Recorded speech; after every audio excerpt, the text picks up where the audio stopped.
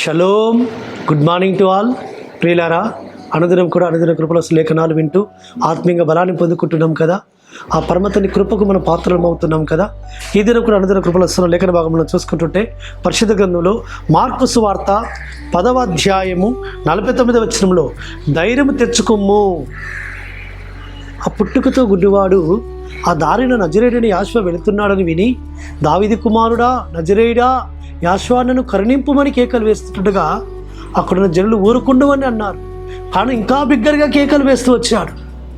అయ్యా దావీదు కుమారుడా నన్ను కరుణింపు అని బిగ్గర కేకలు వేస్తున్నప్పుడు యాషువ అక్కడ నిలిచి ఉండి వాడిని పిలువమని చెప్పగానే అక్కడున్న ప్రజలు, అక్కడున్న అందరూ కూడా తేరు చూస్తూ వచ్చారు.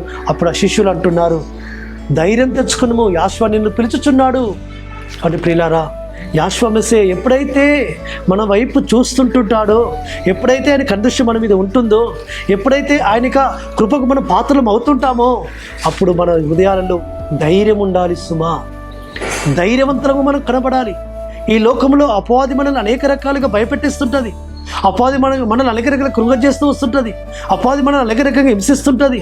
నువ్వు చేతగాని వాడవు, ఇక నీ వల్ల ఏమి కాదు, నీకేం సహాయం రాదు, నీ స్థితిగా మారదు అని మనల్ని భయపెట్టిస్తుంటుంది అపవాది.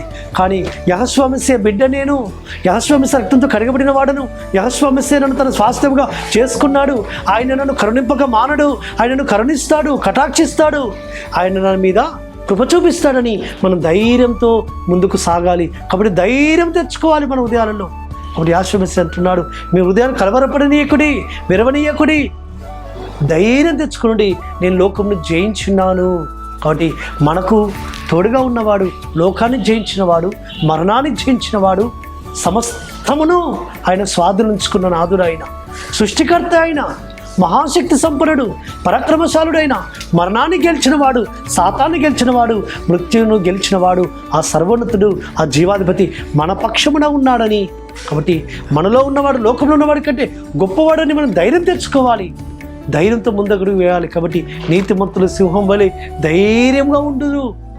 ప్రియులారా, ఆయన నీతిని మనం అనుసరిస్తూ ఆయన ఏదైనా భయభక్తులు కలిగి యథార్థ హృదయులమై పరిశుద్ధులమై ఉండి ఆయన సన్నిధిలో మనం ప్రార్థన చేస్తుంటుంటే తప్పక మన ప్రార్థన వింటాడు.